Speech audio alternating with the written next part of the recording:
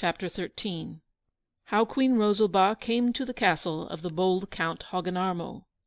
Her Majesty, having indeed nothing else to give, made all her followers Knights of the Pumpkin, and Marquises, Earls, and Baronets, and they had a little court for her, and made her a little crown of gilt paper, and a robe of cotton velvet, and they quarrelled about the places to be given away in her court, and about rank, and precedence, and dignities. You can't think how they quarrelled. The poor Queen was very tired of her honours before she had had them a month, and I dare say sighed sometimes even to be a lady's maid again. But we must all do our duty in our respective stations, so the Queen resigned herself to perform hers. We have said how it happened that none of the usurper's troops came out to oppose this army of fidelity. It pottered along as nimbly as the gout of the principal commanders allowed. It consisted of twice as many officers as soldiers, and at length passed near the estates of one of the most powerful noblemen of the country, who had not declared for the Queen, but of whom her party had hopes, as he was always quarrelling with King Padella. When they came close to his park gates, this nobleman sent to say he would wait upon her Majesty. He was a most powerful warrior, and his name was Count Hogginarmo, whose helmet it took 2 strong negroes to carry. He knelt down before her and said, "Madam and liege lady, it becomes the great nobles of the Crimean realm to show every outward sign of respect to the wearer of the crown, whoever that may be. We testify to our own nobility in acknowledging yours. The bold Hogginarmo bends the knee to the first of the aristocracy of his country." Rosalba said, the bold Count of Hogginarmo was uncommonly kind, but she felt afraid of him even while he was kneeling, and his eyes scowled at her from between his whiskers, which grew up to them. "The first Count of the Empire, madam," he went on, "salutes the sovereign.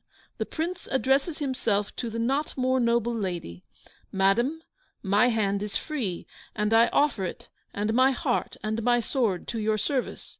My 3 wives lie buried in my ancestral vaults. The 3rd perished but a year since, and this heart pines for a consort.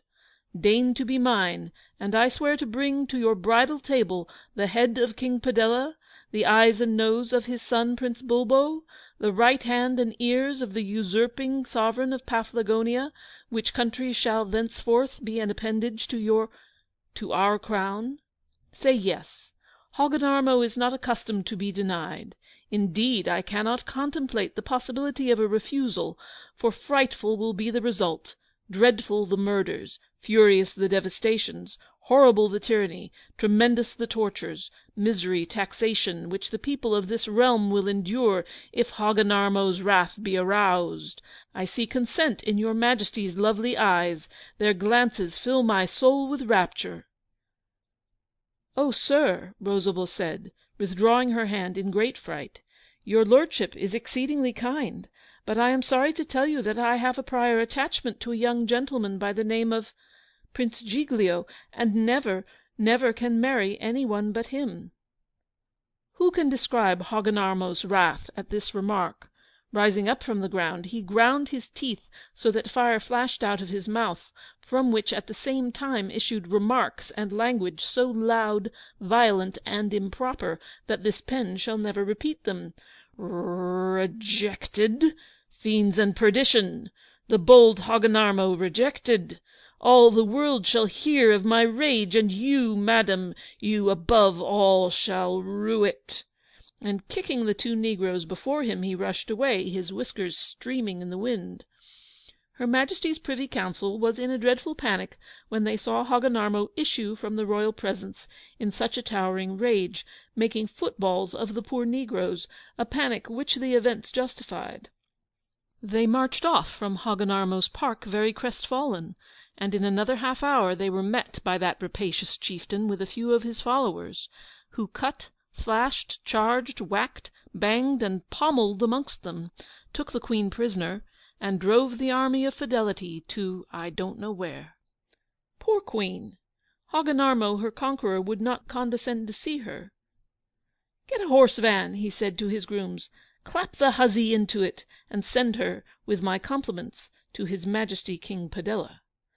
Along with his lovely prisoner, Hogginarmo sent a letter full of servile compliments and loathsome flatteries to King Padella, for whose life and that of his royal family the hypocritical humbug pretended to offer the most fulsome prayers, and Hogginarmo promised speedily to pay his humble homage at his august master's throne, of which he begged leave to be counted the most loyal and constant defender.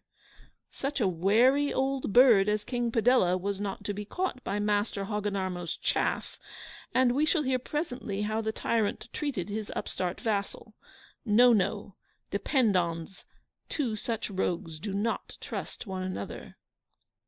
So this poor queen was laid in the straw like Margery Daw, and driven along in the dark ever so many miles to the court, where King Padella had now arrived, having vanquished all his enemies, murdered most of them, and brought some of the richest into captivity with him, for the purpose of torturing them, and finding out where they had hidden their money.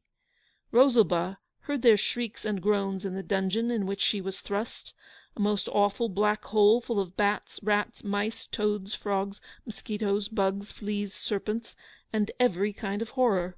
No light was let into it, otherwise the jailers might have seen her and fallen in love with her, as an owl that lived up in the roof of the tower did, and a cat, you know, who can see in the dark, and having set its green eyes on Rosalba, never would be got to go back to the turnkey's wife to whom it belonged.